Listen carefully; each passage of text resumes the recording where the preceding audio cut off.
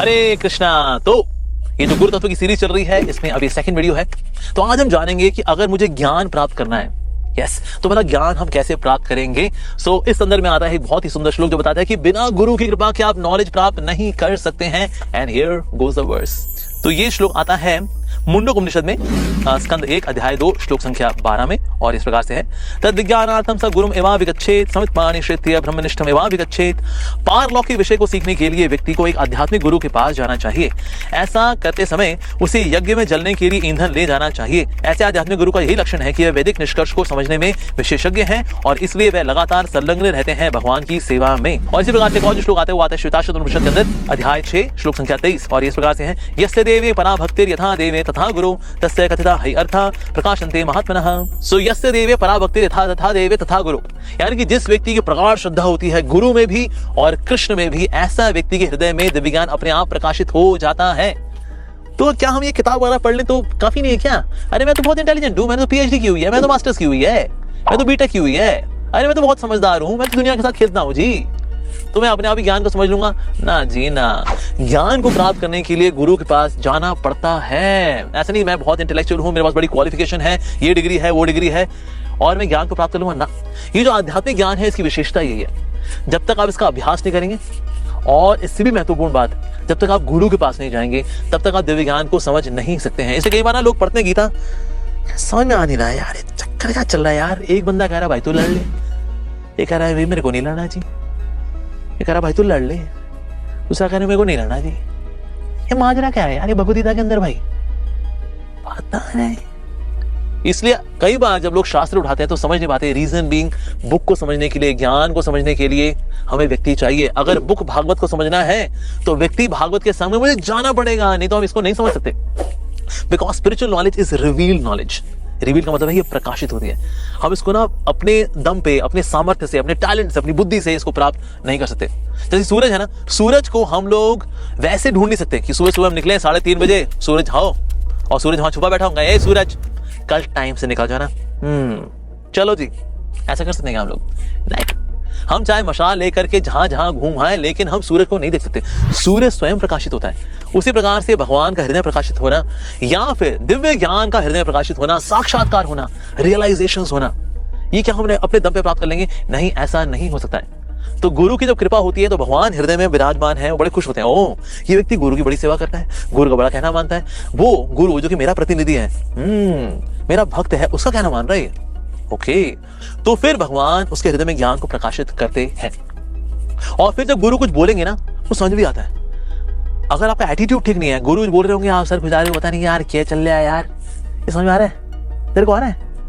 मेरे को नहीं आ रहा यार, समझ में वो चीज नहीं आती। तो जो दिव्य ज्ञान है, it's not about cognitive power, कि आपकी बौद्धिक क्षमता कितनी ना, ऐसा बिल्कुल नहीं है। सो परमात्मा उस ज्ञान को आपके हृदय में रिवील करेंगे when guru speaks. And secondly when you read shastras, आप जो शास्त्र पढ़ेंगे तो शास्त्रों के जो श्लोक हैं उसका अनुवाद है, आपको समझ में आएंगे। आपको लगेगा अरे यार मेरी आईक्यू बड़ी अच्छी। नहीं सर नहीं, ये कृपा से होता है। तो शास्त्र पढ़ते हुए या गुरु से सुनते हुए जब ज्ञान प्राप्त हो रहा है, समझ रहे हैं, और ज्ञान आपके साथ भी हो रहा है, यानी सिर्फ यहाँ नहीं रुक रहा, यहाँ आ रहा है, हृदय के अंदर आ रहा है, that means it is not just becoming ज्ञान, इट इज बिकमिंग विज्ञान।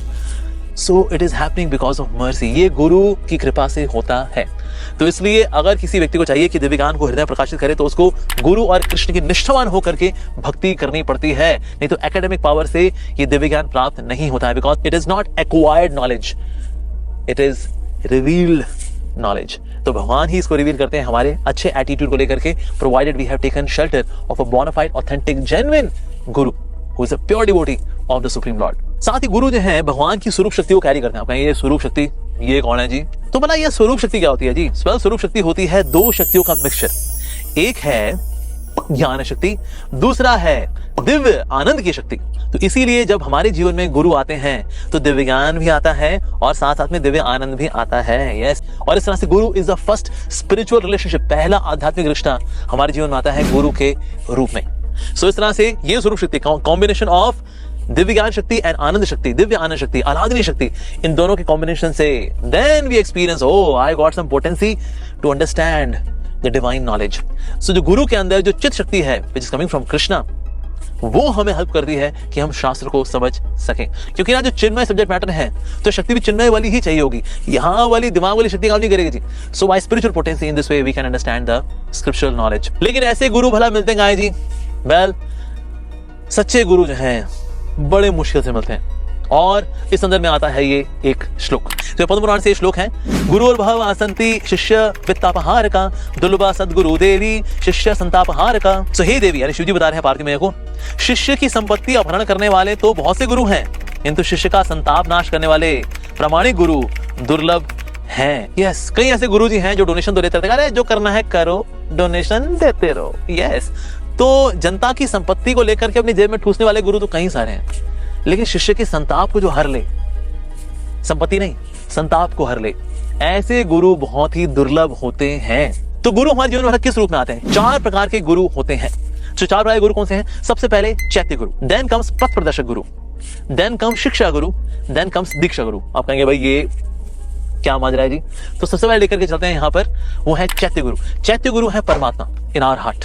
हमारे हृदय के अंदर आत्मा भी है और आत्मा के साथ परमात्मा भी है।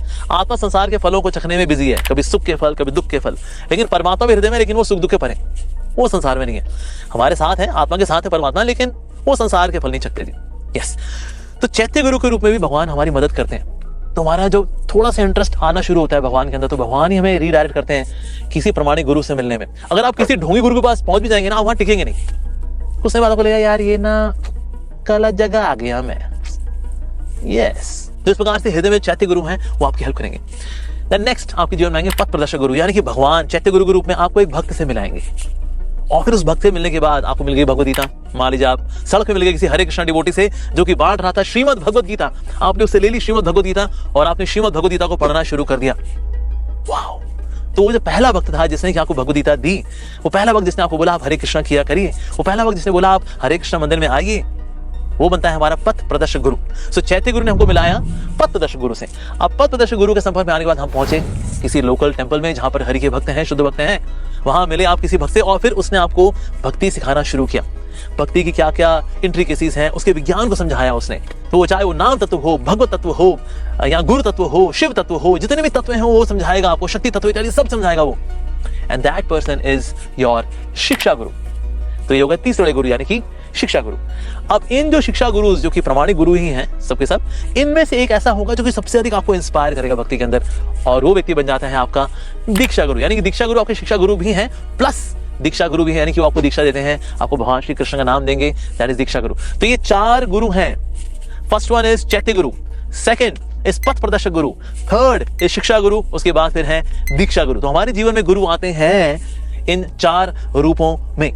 पर एक बात खास है, पर ये सबके साथ फिजिकली प्रेजेंट है हमारे जीवन के अंदर। यानी कि ना गुरु को हम ऐसे नहीं कर सकते कि ना I will imagine somebody as my guru. जैसे कई लोग ना हनुमान जी को गुरु बनाते हैं, कहते बढ़िया है, देखो हनुमान जी आके डांट तो लगाने वाले हैं नहीं, जो करना है कर लेंगे, बस बोल देंगे जय हो गुरु जी महाराज जी, हनुमान जी की जय, बजरंगबली की जय। That means a Guru should be living and is present before us. क्यों चाहिए हमें भला एक लिविंग गुरु? हमारे कान कौन खींचेगा जी? बदमाशी हमारे अंदर पूरी भरी पड़ी है। यस, तो कान खींचने के लिए हमें चाहिए गुरु। ऐसे नहीं हम पिछले किसी गुरु जी को स्वीकार कर लेंगे, ना जी ना, कि हम मध्वाचार्य जी को अपना गुरु स्वीकार करते हैं, हम निम्बार्काचार्य जी को अपना गुरु बनाते हैं, हम प्रभुपाद जी को अपना गुरु बना रहे हैं। अब वो तो आने वाले नहीं है कान खींचने के लिए यार, बढ़िया है ना, और क्या। नहीं तो सर हमें चाहिए जो हमारे कान खींचे, डांट लगाए, हम जब भटक रहे हों तो हमें समझाए, ऐसा गुरु हमें चाहिए। तो इसलिए फिजिकली प्रेजेंट गुरु हमें चाहिए। ऑल दो आचार्य जो गुरु के रूप में हमारे जीवन में कार्य करते हैं, अपनी शिक्षाओं के रूप में, अपनी बुक्स के रूप में, उनके लेक्चर्स के रूप में, पर हमें साथ ही इन लेक्चर्स को, इन सबको समझाने वाला व्यक्ति भी चाहिए गुरु। वो चाहे शिक्षा गुरु हो या दीक्षा गुरु हो, चाहिए ही चाहिए। साथ ही ब्लेसिंग्स भला कौन देगा जी? ब्लेसिंग्स के लिए भी हमें चाहिए गुरु।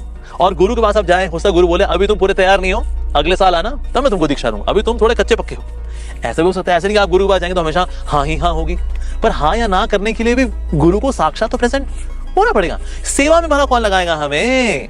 सेवा में भी लगाते हैं तो गुरु लगाते हैं। अब गुरु जी विग्रह रूप में हैं या पिछली कोई जनरेशन में गुरु जी हैं, अब वो आपको सेवा में कैसे लगाएंगे? आपका स्वभाव देखेंगे, आपके टाइम की अवेलेबिलिटी देखेंगे, और क्या आप कर सकते हैं, क्या टैलेंट है आपके पास, क्या संसाधन है आपके पास, फिर उस तरह से गुरु आपको सेवा में लगाते हैं। पर उसके लिए भी आपको चाहिए फिजिकली प्रेजेंट गुरु। जैसे कि एकलव्य का जो एग्जांपल आता है शास्त्रों के अंदर, महाभारत के अंदर, और अक्सर Eklavya is seen as a very good example कि देखो उसने तो द्रोणाचार्य जी की मूर्ति बना करके सब कुछ सीख लिया, ये कौरव और पांडव ये तो खुद फिजिकली प्रेजेंट है तो सीखा। अरे लेकिन एकलव्य ने तो बस चोरी छुपे थोड़ा सा देखा, उसका प्रैक्टिस की, सीख लिया है जी। और नेगेटिव थे द्रोणाचार्य, इन्होंने बोला अच्छा मेरे अर्जुन से ही बढ़िया तो हुआ है भाई, अपने दाएं हाथ का अंगूठा दे दे भाई, क्योंकि धनुष ऐसे पकड़ते हैं, तीर ऐसे खींचते हैं, जब अंगूठा ही नहीं रहेगा तो ऐसे पकड़ना पड़ेगा। अब ऐसे पकड़ने ना इतनी अच्छी ग्रिप बनती नहीं, तो थोड़ा कमजोर हो जाएगा तू। क्यों अर्जुन, पसंद आया ना, कितना बढ़िया कहना मैंने। हमको लगता है बताया बेचारा एकलव्य वो नीची जाति का था ना, और ये द्रोणाचार्य ब्राह्मण थे। ओह गॉड, उस वक्त भी कितना ऊंची जाति नीची जाति हुआ करता था। ऐसा बिल्कुल भी नहीं है। वास्तव में द्रोणाचार्य जी इस बात को साबित करना चाह रहे थे कि हम अगर इस प्रकार से मूर्ति बना करके ही सीख लेंगे तो गुरु का जो महत्व है हमारे जीवन के अंदर वो महत्व कम हो जाएगा और एक कल्चर शुरू हो जाएगा, भाई मूर्ति बनाओ सीख लो। आप देखिए आप में से कितने लोग जो मैथमेटिक्स पढ़ते हैं तो ऐसा कोई करता है कि मैं बस आर डी शर्मा की तस्वीर रखूंगा, मैथमेटिक्स खुद ही सीख लूंगा, मैं किसी कोचिंग सेंटर नहीं जाऊंगा, मैं एच सी वर्मा की तस्वीर लगा लूंगा, फिजिक्स खुद ही पढ़ लूंगा, बस तस्वीर है तो सही। जय हो एच सी वर्मा जी, ओपी अग्रवाल जी केमिस्ट्री, ऐसा होता है क्या? नहीं, बुक्स हमारे जीवन में रहती हैं लेकिन साक्षात टीचर भी चाहिए जो कि हमें सब कुछ सिखाए। So we can't accept somebody और द प्रीवियस आचार्यस, उनमें किसी को हमने गुरुजी चुन लिया, ऐसा नहीं होता जी। तो एकलव्य का जो एग्जांपल है, इट्स नॉट अबाउट ऊंची जाति और नीची जाति। वैसे एकलव्य कितना प्रैक्टिस कर ले, he can not be equal to Arjun.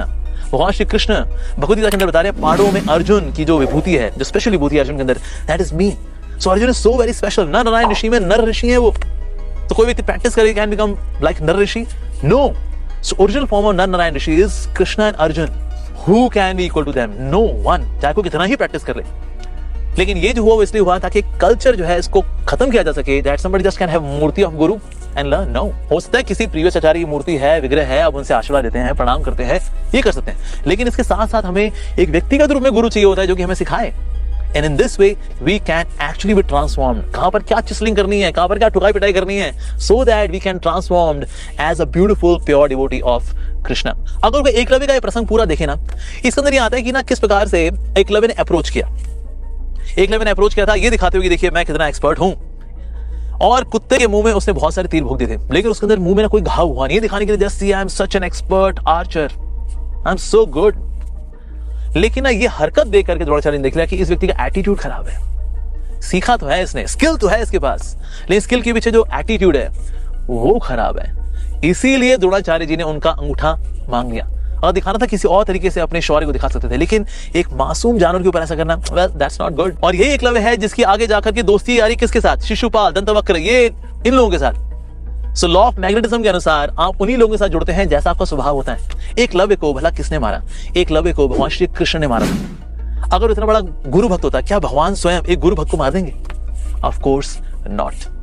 तो इसीलिए भगवान श्री कृष्ण जानते हैं कि Eklavya is not a good example. Although बाहर की दुनिया में ना लोग एकलव्य को सी एज अ हीरो, वाओ, उसके साथ तो इनजस्टिस हुई, पर आप देखिए ना महाभारत के अंदर उसके पीछे एक बहुत ही ग्रेटर टीचिंग है। हम सरफेस पे अगर सिचुएशन को देखेंगे then we can take wrong teachings, अगर गहराई में जाएंगे then we can take the right teaching कि गुरु तो व्यक्तिगत रूप से हमारे जीवन में होने चाहिए। यस, तो हालांकि गुरु रेयर होते हैं, तो फिर कहां ढूंढे गुरु जी? When in case you are sincere, अगर आप वाकई में गंभीर हैं अध्यात्म को लेकर के, तो आपको गुरु को नहीं ढूंढना पड़ेगा, गुरु आपको ढूंढ लेंगे। हालांकि आप गुरु को ढूंढ रहे होगे यहाँ वहां तहां चाहा, लेकिन आप कहीं टिकोगे नहीं। और हमारा खुद का व्यक्तिगत अनुभव भी है, हम भी इस्कॉन में आने से पहले कहां पर गुरु जी के पास, किसी कभी यहाँ आश्रम, कोई योला आश्रम, को से गुरु जी का आश्रम, ये बाबा जी का आश्रम, हम भी रहे। पर यस, समहाउ प्रभु की कृपा से I was very sincere in my spiritual quest कि भगवान मैं ना किसी कल्ट में ना फंसूं, जो ओरिजिनल ऑथेंटिक मार्ग है आप तक पहुंचने का। प्लीज हेल्प मी भगवान, आप जो कोई भी है मैं नहीं जानता। At that time I did not know that Krishna is God, so I just pray to God that whoever you are, आप जो कोई भी है मैं आपसे प्रार्थना करता हूँ। सो इस तरह से मैं कई जगह रहा, लेकिन रुका कहीं पे भी नहीं। मैं जहां कहीं भी जाता था वहां पर मैं गुरु जी से सवाल जवाब करता था, उनके बाद जवाब होते नहीं थे। अरे यार क्या तुम यार, और साधना का तो पता ही नहीं, सुबह उठना भूल जाओ, सुबह उठने का ही नहीं है, खाने पीने प्याज लहसुन भी चल रहा है, सब चल रहा है, अरे सुपर कंफ्यूजन। तो इसीलिए अगर आप सिंसियर हैं, सो भगवान परमात्मा रूप में है, वो ऐसा अरेंजमेंट करते हैं कि आप एक प्रामाणिक गुरु के पास पहुंच जाएं। लेकिन इस श्लोक में जैसे कि आ रहा है कि गुरु जो है, ऐसे गुरु तो कहीं हैं जो शिष्यों की संपत्ति को हर लेते हैं, लेकिन उनके संताप को हरने वाले ऐसे गुरु कहां होते हैं जी? तो क्या गुरु अगर प्रामाणिक गुरु हो तो क्या वो संपत्ति मांग सकते हैं? यस, लेकिन वो संपत्ति मांगेंगे किसके लिए? भगवान के लिए। खुद तो भले चटाई पे सो जाएंगे वो, लेकिन हो सकता है आपसे संपत्ति मांगे, आपसे कुछ धन मांगे, भगवान का मंदिर बनाने के लिए, भगवद गीता को पब्लिश करने के लिए, उसके लिए मांग सकते हैं निश्चित रूप से, but for his own comforts nothing. लेकिन जो बोगस गुरु होगा वो खुद के लिए मांगेगा, यस, खुद के लिए रखेगा। भगवान, अरे भगवान तो है ही नहीं उस व्यक्ति की फिलॉसफी में जी। सो इसलिए प्रमाणिक गुरु का मिलना भी बहुत अधिक कठिन होता है। तो को बोले हाँ जी ठीक है, गुरु तो दुर्लभ है, लेकिन शिष्य तो कितने सारे होते हैं ना। नहीं, प्रमाणिक शिष्य का मिलना भी बहुत अधिक कठिन है। और इस संदर्भ में आता है ये श्लोक, श्रवणायापि बहुर्दिभ्यो न लभ्य शृण्वन्तो अपि बहवो यं न विदु आश्चर्यस्य वक्ता कुशलोस्य लब्धा आचार्य ज्ञाता कुशलानुनिष्ठा। आत्मा के संबंध में श्रवण करने वाले का सौभाग्य बहुत ही कम लोगों को प्राप्त होता है। श्रवण करने वालों में भी अधिकांश इसका अनुभव नहीं कर पाते, क्योंकि उस आत्मा का तत्वविद उपदेष्टा जगत में दुर्लभ है। यदि उपदेष्टा मिल भी जाए तो योग्य श्रोता अत्यंत दुर्लभ होते हैं। कठोपनिषद में यह श्लोक बताया गया है। जैसे अगर खेती करनी हो, बीज तो पोटेंट हो, लेकिन जो जमीन है वो बंजर हो, तो क्या वहां पर पैदावार होगी? नहीं होगी जी। हो सकता है गुरु की तरफ से बीज तो आया भक्ति का, लेकिन जो शिष्य था उसका हृदय बंजर, तो भक्ति रता वहां पर उगी ही नहीं। अगर पति अगर पोटेंट हो लेकिन पत्नी वो डिसीज फ्री ना हो, उसको कोई डिसीज है, गायने वाली प्रॉब्लम है, तो क्या बच्चा होगा? बच्चा नहीं होगा जी।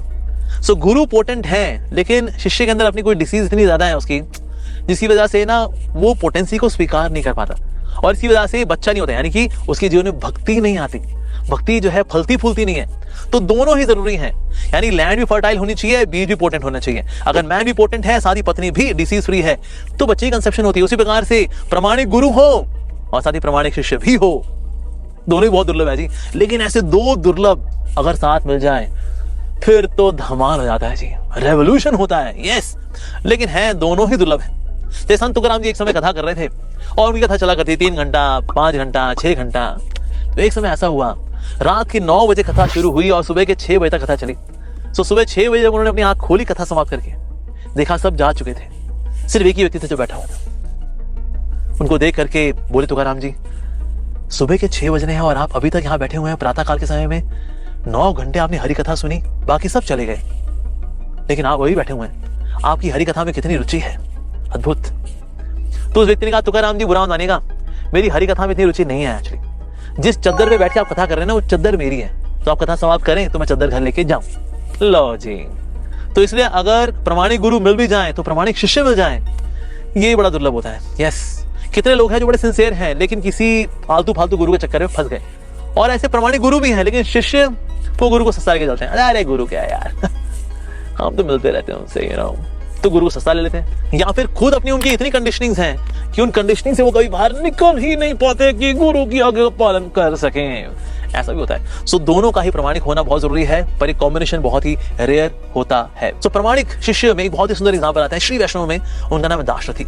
दाशरथी एक समय गांव में गए और उनको भेजा था उनके गुरुदेव श्रीपाद रामानुजाचार्य जी ने, आप प्रचार करिए। उन्होंने देखा कि ना यहाँ पर कितने लोग संसारिता में लिप्त हैं, सो मटेरियलिस्टिक। तो दाशरथी पहुंचे अपने गुरुदेव श्रीपाद रामानुजाचार्य जी के पास, बोले गुरुदेव इस गांव में तो सबके सब बड़े मटेरियलिस्टिक लोग हैं, बड़े संसारी लोग हैं, ये लोग भला भक्ति को कैसे स्वीकार करेंगे?